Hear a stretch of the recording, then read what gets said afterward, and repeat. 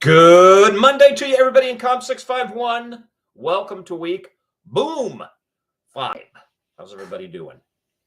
Did you have a restful weekend? Super Bowl weekend. So, Monday following the Sunday Super Bowl is often a difficult day for some people to get back into the swing of things, but not here. And we began a little bit of mint tea for this afternoon because I am sufficiently caffeinated. And what do we have? Which cup is this? Oh, it's the Craving Wilderness Cup, and we certainly are. I think I picked this up in the Natural History Museum in Denver, Colorado, if memory serves. I come down out of a hike from, I think, Rocky Mountain National Park. Don't remember. Anyway, good Monday to you. Okay, I know that normally, we're doing these on Tuesday, but I needed to get a jump on things for this week, so I'm doing these today. So let's take a look at what we're going to be doing this week, and then we'll take a look back at what you did. I've, looked through your discussion questions, and there are but a teeny handful of you who have actually answered. So good on you. Okay, this week we're going to take a look at.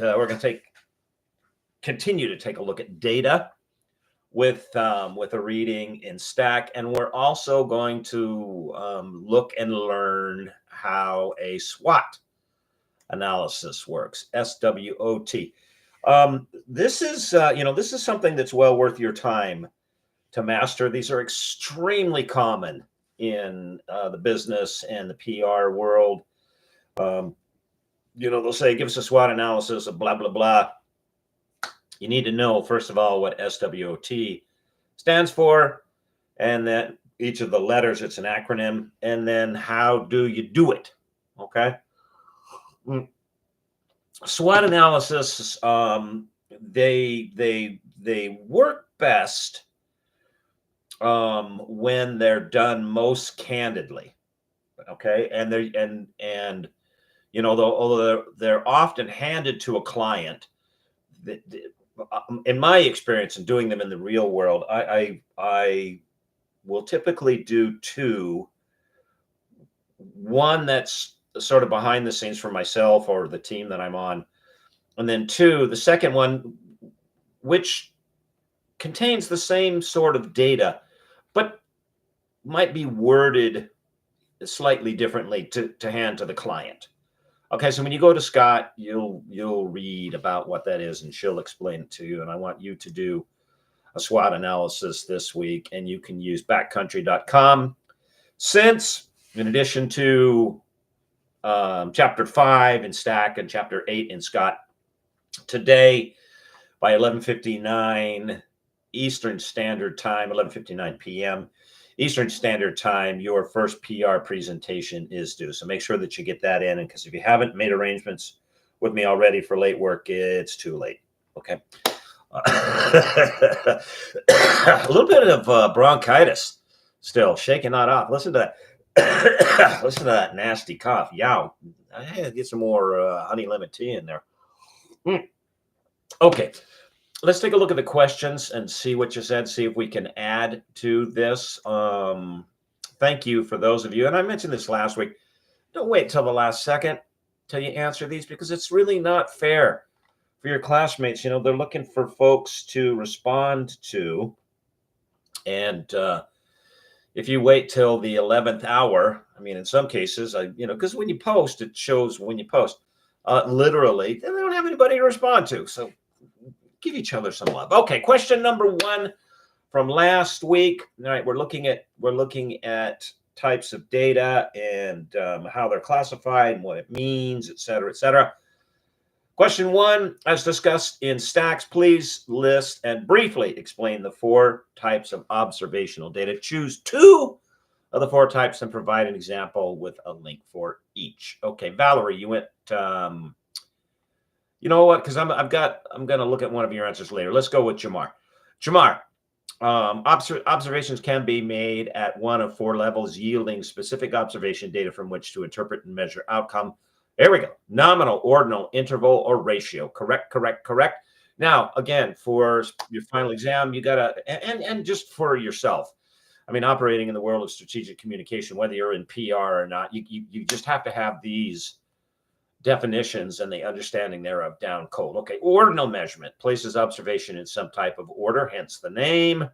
Like 1, 2, 3, 4, 5, stuff like that. Interval assumes that the distance between observations are equal and along a continuum. So an example of this would be, say, like income levels, 10 to 20,000, 20 to 30,000, 30 to 40,000, this sorts of things. Nominal observations include sex, male or female, size, race. So yeah. And the way to remember this is the Latin word for naming is nomen. So what do you call the thing? Male, female, boy, girl, brown eye, blue eye, that sort of thing. Ratio data adds the requirement of an absolute 0 point to the continuum. So yes, although interval data theoretically has no end either on the front or the back, ratio data does, meaning it could include zero. Like temperature is a good example of ratio data, or the difference in temperature. Okay. The world around us is inherently filled with order and ranking. We prioritize tasks, judge experiences, categorize objects, all based on implicit or explicit hierarchies. Correct. And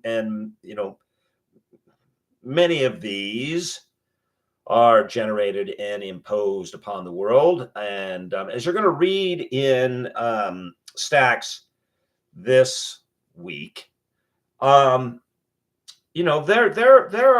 are some types of things, or how we classify things, that go better in some categories than others. I mean, there are reasons for things. We live in a cause and effect world, all right? But as I asked you to look at this week when I asked about Likert scale, we always have to be careful about putting things into the wrong category. Okay. So anyway, ordinal data represents categorical variables where the categories have clear and ordinal relationships. This means there's a logical ranking or ordering to the categories, but the distance between them are not necessarily equal. Okay. Nominal data. So here's your two types, Jamar. Okay, good answer. Nominal data are used to label variables without any quantitative value. Common examples include male, female, because, and what do we mean by that? There's no quantitative value. In other words, it's not like 1-year-old, 2-year-old, 3-year-old, 4-year-old, right? So there's a difference by virtue of years.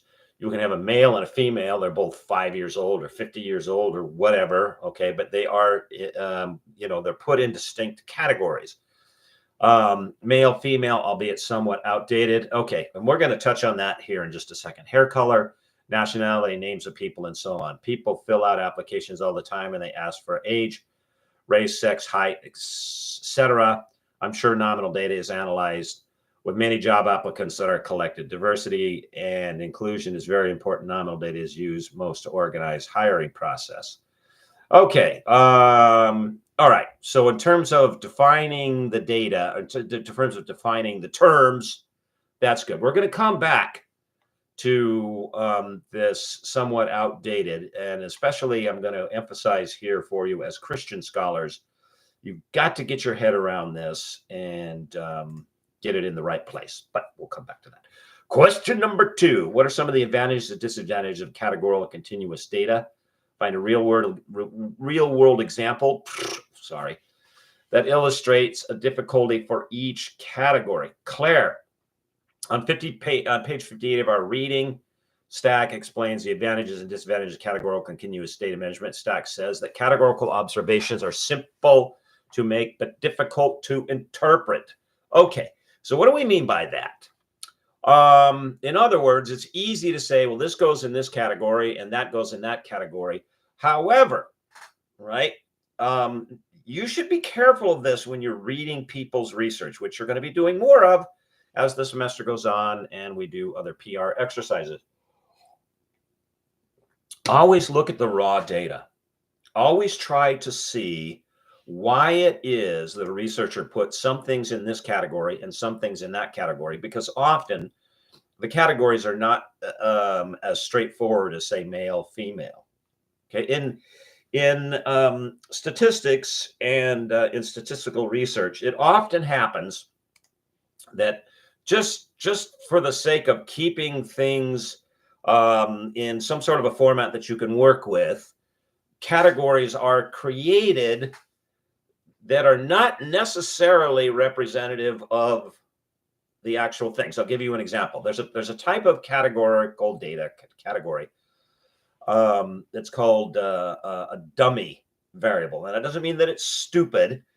It simply means that if you want to study one thing that's found amongst a whole bunch of different things, it's easiest just to create two categories: the thing and the non-thing. So, for example, let me put some flesh on those bones. Okay, so instead of just saying thing, you're like, what's he talking about? Okay, so let's say that you wanted to study the fuel efficiency of trucks. All right. We're now seeing three types of vehicles come out: fully gas powered, so-called hybrids that have small gas engines, but batteries, and the gas engine serves mostly to charge the battery, so you don't have to plug it in, and then fully electric vehicles. Okay, so every manufacturer is basically, here's the bottom line: how can I get the most miles from point A to point B for the consumer for the least amount of money? Is that filling the whole thing up with gas? Is that and then just running on gas? Is that filling the thing up with gas and running on part gas and electricity? Is that charging the whole thing with electricity? Because electricity is not free. It costs money to produce, and you have to buy it. I mean, when you for those who have electric vehicles, when you plug it into your house or when you plug it into a charging station, it's not free. You're going to get charged for that. Okay. So let's say you wanted to look at how cost efficient trucks are that are all gas powered. Okay. Because they're doing all kinds of things now with the internal combustion engine. I mean, I have an SUV, for example, that there's a switch, there's a little button inside the SUV, and when it's 6-cylinder, and so when I'm bombing down the highway, and if I'm not pulling anything, and there's no reason for me to be using the amount of fuel that gets burned in a 6-cylinder engine, I push a little button and it turns 2 of the cylinders off, and now only 4 of the 6 are burning fuel. So it becomes much more fuel efficient. They're doing all sorts of things with the engines. Okay. So you've got all these vehicles driving around on the road, but you're only interested in trucks that are solely internal combustion engines. All right. And you want to start taking observations of how far they go for how much money is required for the trip. All right. Well, but you've got, SUVs that are all gasoline powered. You've got vans that are all gasoline powered. And really, what's the difference between an SUV and a truck, except for the SUV just has a covering over the bed that the truck doesn't? I mean, that's essentially the design of my SUV. It's designed exactly the same as the truck, except for where the bed of the truck would be, there's a roof and a set of more seats. So what do? You could create what's called a dummy variable. You could say, okay, everything that's a truck, and I'll define a truck as follows. It's got a cab, it's got an open bed, and it's not closed. And I'll call all of the vehicles that fit that description. So now you've created a category that fit that description. I'll call number 1.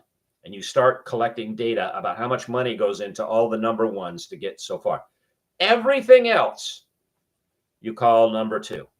And that's going to include vans, SUVs, Volkswagens, sedans, electric vehicles, hybrid vehicles. Okay, so now you've created dummy variables. You've created 2 categories just to help you keep the data straight.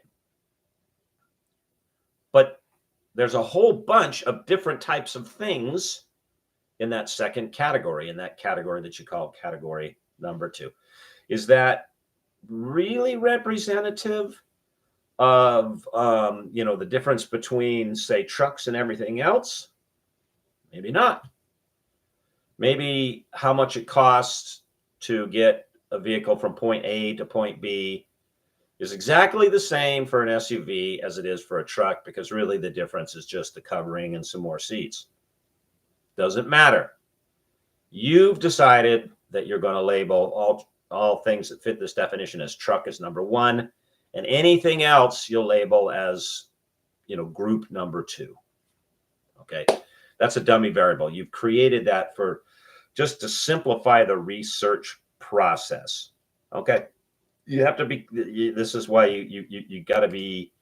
You need to be careful with that. Okay, so advantages, disadvantages of categorical and continuous data. Back to you, Claire. Stack says categorical observations are simple to make but difficult to interpret, while continuous observations are more difficult to make but easier to explain. Continuous observations are best used for things that happen, and I'm sorry for sounding repetitive, that happen on a continuum. Or like categorical observations are best, or the label categorical data is best given to something whose characteristics are clear enough, okay, that something that has different characteristics violates the category. And I'm going to explain that, because that sounds, that sounds very technical. Let me illustrate it in this way. Okay. Here we have 2 writing instruments, a pencil and a pen. Okay, now, although they both go into the category of writing instrument, okay, they are used to make notations, and they're distinct, say, from toothpicks. Although both these items, or all 3 of these items, are pointy, there's no graphite or ink in this, and I could drag this across a piece of paper, and without adding something like dipping it in ink, it won't leave a mark that's visible like this and this. Okay, so we put these into categories of writing instruments. But let's say we want writing instruments that are made out of wood, have a center that's graphite, are painted on the outside, have this is called a ferrule, but have some sort of a metal clamp, then with a synthetic piece to remove the graphite. Okay, those are distinct characteristics of a pencil. So although a pen is also a writing instrument, it's not full of graphite. It's full of ink. It's not made out of wood. It's made out of plastic. It does not have a steel ferrule on the end, and it doesn't have any synthetic thing here that could remove the ink once the ink is placed on the paper. So the characteristics of this are distinct enough that it would violate the category of, of this. So you couldn't put this into the same category with this. Do you understand?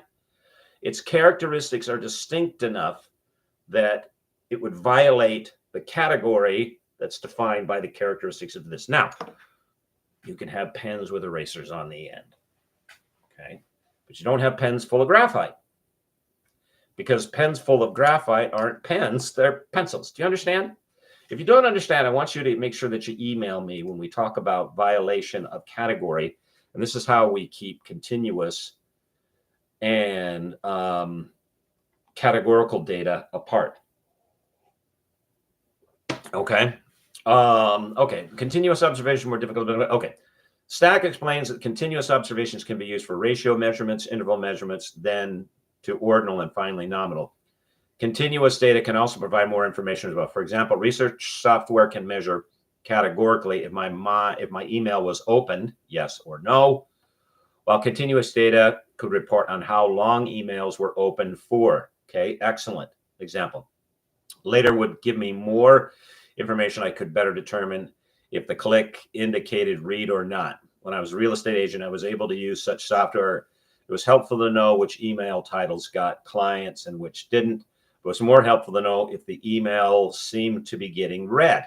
Okay, good. Continuous data is best used, as the name implies, for things that just continue to happen and have no end by way of category. Okay, that this has graphite is an end. I mean, you're not gonna, as I put this in the sharpener, I'm not going to get to a point where suddenly ink is going to start coming out. Okay, and whoa, it's a pen. The characteristic is constant over a span of time. Emotions are well measured as continuous data. Okay, they're going to vary. I mean, some days you're like this and some days you're like this, and you're not like, okay, today I'm absolutely furious, and then I'm absolutely depressed, and then I'm absolutely somewhere in between, and all right, there's a mix, there's an ebb and flow. All right, much better as continuous data, which leads us to question number 4. Are emotions best listed as categorical or continuous variables? Why? Are sex characteristics best measured as categorical continuous variables? Why?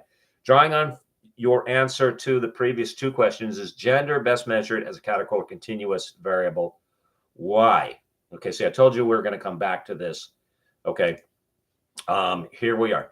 First things first, I'm going to go back to your answer for question number 2. Jamar. Nominal data are used to label variables without any quantitative value. Common examples include male, female, albeit somewhat outdated. No. Okay, now this is really important as Christian scholars. Part of the problem, and it's a problem that we find ourselves in as a society, is I can tell you from experience, that is from knowledge, because I delve into this topic now and again. I write about it for various publications. There are some thinkers who intentionally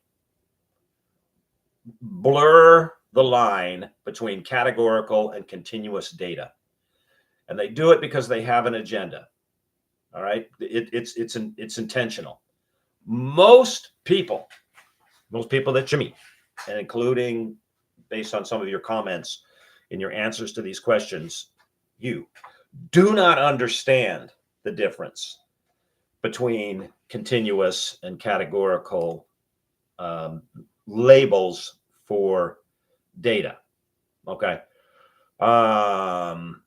And it's sort of, I mean, this is, this phenomenon of an intentional blurring, and then everybody sort of following along going, oh, wow, I didn't know that, is not uncommon. And it's happened, and it will continue to happen in a lot of contexts. I don't know how much you follow politics, but I've been closely following, for example, the questioning of the president's various cabinet picks. All right. And in particular, I've been following and very interested to see what happens in the case of RFK Jr. as to whether he'll be confirmed as head of Health and Human Services. This will put him in charge of the CDC and the NIH and so on and so forth, as well as give him authority over the FDA. Okay. Because I'm going to, make the example. One of the sort of sleight of hand that's done on purpose, and then the rest of the public goes, oh, I didn't know that, is food labeling. All right. And you may not be aware of it, but you should. But the label natural flavorings is not what you think. I mean, when you think of natural, you think of something that's a single ingredient, like a lemon. And, what's in a lemon? A lemon is in a lemon. I mean, you could break it down to its constituent parts, say acetic acid and, cellulose from the pulp and blah, but that's not what we're talking about. Okay. Natural flavoring, the label natural flavoring, can include a whole bunch of processed and industrialized ingredients that you would not. I mean, if you were standing there along the assembly line and like, you would not call this natural. But it's a labeling designation that industry lobbyists have managed to get an allowance for, and then the public goes, "Oh, natural means this." Okay, so this sort of manipulation of a label for certain reasons, and then everybody else not understanding is common. It happens in a lot of places. And here's one of the places in which it's happening. And as Christian scholars, it is extremely important that you understand this. Okay. First things first, that the term, you really ought to be using the term sex and gender interchangeably. There is, biologically speaking, there is no such a thing. And I say this categorically, as gender identity as a distinct category. I'm not saying gender identity isn't a thing. I'm saying gender identity as a distinct category that is distinct from sex, from gender. Gender identity is an emotion, which is best measured as a continuous variable, not as a categorical variable. So it's, when you construct surveys, you should not, unless what you're trying to measure is what people think and feel. But if you're trying to measure what they are as measurable units, there's no place on your survey for a category that says non-binary, because that's not a category that exists. That would be like pony, horse, unicorn, or Pegasus, some sort of mythical animal. Okay. Better example. Horse, bird, Pegasus, like a hybrid of the two. Doesn't exist. Okay. Does not exist. Okay. So let's go back to question number 4. Valerie, and as I said, I want to come back to you, Valerie. So I left off on question number 1. Emotions are most appropriately classified as categorical variables. No, they're best classified as continuous variables, since they signify discrete quality states rather than continuous metric. No, okay, they are not. Okay, so you got to get your head and get those flipped around. Stacks asserts that categorical variables categorize data in distinct groupings without intrinsic numerical values. You're turning this around. Okay, so it's true that some categorical variables do not need numerical values, but those that do can well be measured as categories. Say 1-year-old, 2-year-olds, 3-year-olds, 4-year-olds. Or I did it 1 time, 5 times, 10 times. Okay, emotions such as pleasure, sorrow, rage, and fear are discrete and do not possess a quantified continuum with uniform variables. Okay. You know what? In fact, Valerie, why don't maybe I'll just send you an email, and you and I want to make sure, and I'm not picking on you here, but I want to make sure that you get this right, okay? Because you've got it flipped around here. Sex characteristics, and I'll just continue with your answer, including biological markers, chromosomes, reproductive anatomy, hormones, are most accurately assessed as categorical variables. Correct, since they conform to established classifications. Correct, and when we say classifications. And this is the other, on the part of some researchers, this is an intentional distortion. And then the rest of the public goes, oh, yeah, this assigned at birth language. All right. That'd be like saying I assigned the category as pencil because that was just arbitrary. There's no distinct characteristics for this item, that a violation of those characteristics is so rare that, the statistically significant number of those things that come out of the box that hold the characteristics, graphite, wood, metal, synthetic, and to remove the writing, that the distinct characteristics are so distinct that I go, okay, yeah, that's a pencil. And what's happening in this sort of gender confusion, and again, some of it's intentional, and then the rest of it's just a lack of understanding, is they say, well, there are people who are born that aren't any sex, they're intersex. Okay. That's also a distortion. That is not true. There are those individuals who are born who may have undifferentiated sexual characteristics. All right. So, and I'm going to be very frank here with you. And I have a degree in anatomy and physiology. So this is something I understand well. So let's say that they don't have genitalia that is developed properly, or that, not an terribly uncommon problem. It's not happen all the time, but it's not like, oh, war, what's that? The testes don't descend correctly. All right. So, they in effect remain in the body. They don't function like ovaries, which are embedded in the abdominal region of females, but they don't descend as is the norm. Okay. So in instances in which there are individuals whose physical characteristics deviate from the norm, here becomes the question. Does the deviation, number one, is it part of the norm, or is it a misfunction of the norm? And number two, are the deviations so significant that they violate the category? So, for example, if I have this, and let's say we took one of these out of the box and it didn't have this eraser on the end, okay, does that make it a pen? Or does that make it let's say we have two, pen, pencil, okay, and that's what binary means, just two. All right. So let's say that it doesn't have an eraser on the end because the metal ferrule also fell off. So is this now a non-binary writing instrument? No, it's a pencil. Okay.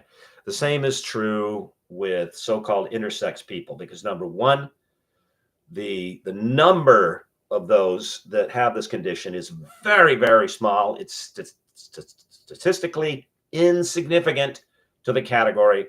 Number two, the variations themselves are also very small. Okay, usually sexual organs, reproductive organs. Okay. And then number three, because number one, violation that are statistically so small, let's say we took 10,000 pencils out of the box and one of them had a missing ferrule and an eraser. That doesn't mean that, well, we just don't know. A pencil could be a pen and a pen could be a pencil. There's just no way to tell. No. Okay. So the violation of the category is statistically insignificant. It's so small. And the characteristic violation of the category is not the totality of the characteristics that put the thing in the category. All right. And we are fundamentally male or female, most significantly at the genetic level. Because the difference between XX and XY, XX for female and XY, for male, is huge in how the cells function and what they produce, significantly hormones. Okay. So why is this important for us as Christian thinkers? Well, number one, there is an established physical order to the world as put in place by an established real orderer, and that order we refer to as God. Okay, and now I don't play word games with the word God. All right. However, we must recognize that what we're dealing with when we say God is a label for something that is beyond our comprehension. I think the 13th century theologian St. Thomas Aquinas put it best when he wrote, "We can understand more about what God isn't than what God is," because we're talking about the organizer of the universe. All right, pretty big for our little finite brain. Okay, so anyway, so number one, as Christians, we assert, I believe correctly, that there is a set order to material reality as put in place by an orderer. All right, and that's number one. Number two, that it can be known. That it can be known to us. All right. Okay. So, what we have in these sort of semantic gender battles is the notion that, number one, there's not a set order, and number two, well, you just can't know. Well, how many genders? Well, I don't know. There's just could be thousands. And so we have to change our pronouns to reflect the genders. And it's like, no, no, no. Now, as a researcher, if you're trying to ascertain how it is that people think and what it is they think about these things, yeah, that's fine. Then you can ask, do you consider yourself and put as many categories in there as you like. But if part of your work as a researcher is to determine what it is the people think about, say, backcountry, because you've been doing that, okay? Unless somehow those that believe themselves to be non-binary, that having that data in your data set is significant in drawing up a picture of what the market thinks about backcountry, and I'm going to tell you it's not, then that's not appropriate for your survey. Again, it's like, and I think this is a good analogy. This is a bird. This is a horse. That's a Pegasus. A Pegasus doesn't exist. Okay. Okay. Let me see what else. Let's see. Hillary, did we do one from you, Hillary? I try to get one from everybody. While emotions are typically considered categorical variables, okay. They're really better measured as continuous variables. Where are we getting this from? There's research advancing notion emotions can be measured categorically. Do you mean continuously? In regards to brain activity, observing how certain portions of the brain respond to corresponding emotions, sustain a categorical approach. While observing activity in different areas of the brain for one emotion seems to suggest continuous measurement. Okay, I think there was a typo. So everybody, it's extremely important that you get these two terms correctly. Okay. In let's see, where are we at here? Sorry, I lost my place in here. Okay. If one considers a Likert scale as appropriate for parametric analysis, as covered in discussion 3 for this discussion 3, you mean question 3 for this week, I can see how emotions may be applied to continuous data. Giving stats supports the idea of Likert scale being interval and measurement. She still classifies sex as categorical variable. Given the support for a recent executive order from the White House, there are only two sexes, male and female. I confidently concur that sex is categorical variable and not a continuous one. Okay, now you're correct, Hillary. It is, and I'm not reading too much into what you're saying, but it is not because of a presidential order. It is because it is. Let's get the. And again, I'm not criticizing your answer. I just want to make sure we're clear on this. Let's get the horse in front of the cart, as the expression goes. The presidential order is what it is because these categories are distinct. Okay, now, and I know we're running long here, but bear with me. I think one of the problems that we have run into as Christian thinkers, in particular, and as a society in general, because I'm less and less sure about how Christian our society is. And I mean, I don't mean, like, oh, they're all damned to hell. I don't know this. Okay. Although people nominally identify as Christian, all right, I'm not sure if there's an operational understanding that's pervasive throughout society, because at its heart, the term Christian, okay, comes from the Greek Christos, but in our Western language, the Latin Christus, okay, means follower of the Christ, the man God, and the essential characteristic of follower is obedience. Do you do what the master says? And I'm less and less certain that, first of all, number one, that's an operational understanding, that the first duty of a Christian is obedience to the Christus, the God-man, number one. And then number two, do people understand what the God-man said? That is what Jesus said, what the Christ said. And number three, do they do it? Don't know.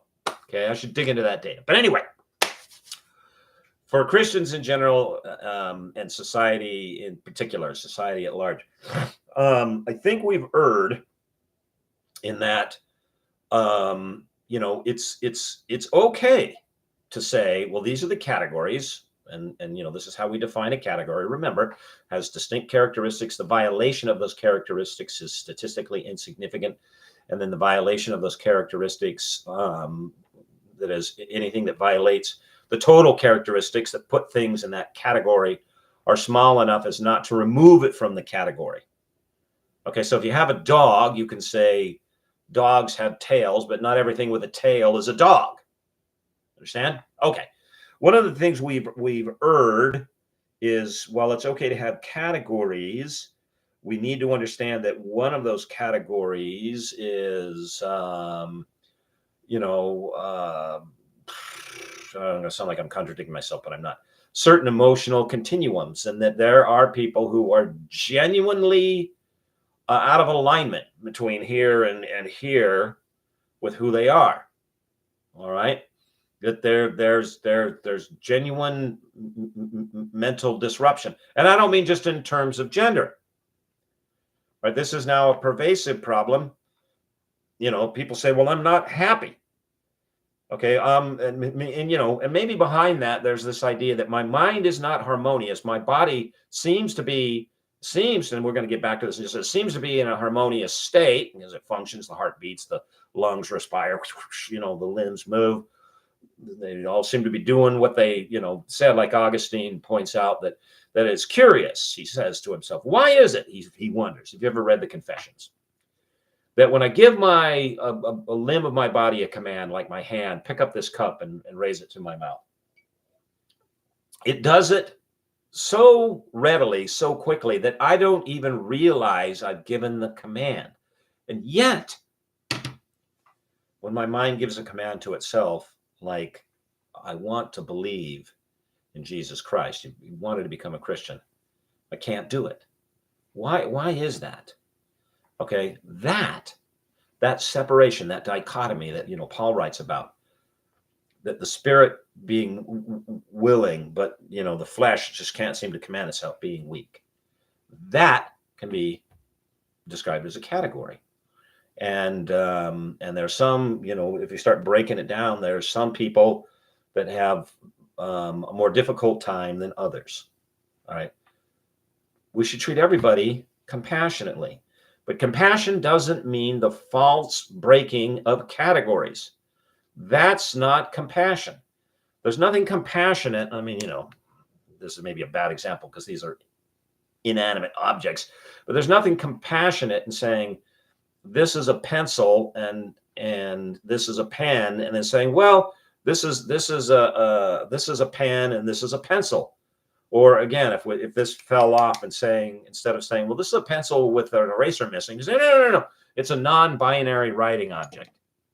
You might be saying, okay, well, that's a false analogy because pencils and pens don't have an emotional state. That's true. Okay, but we can compassionately describe categories because we believe, number one, there's an order to the material world. And number two, that order can be known. Okay. But we can just compassionately say, well, no, this is a category. And what we need to do is get some help for you. And here's the final thing. I think this is, we're discovering, when I was in high school, let me give you an example, to give you an analogy of what I was going to say. When I was coming out of high school before undergraduate school, I wasn't sure what I wanted to do, if I wanted to go to medical school or to graduate school. Okay, so I did a double major as an undergraduate in biology and language and philosophy. And in biology, you have to differentiate. It's going to be animal, plant, or human biology. So I did a major in human biology with an emphasis on anatomy and physiology and the operation of cells and hormones.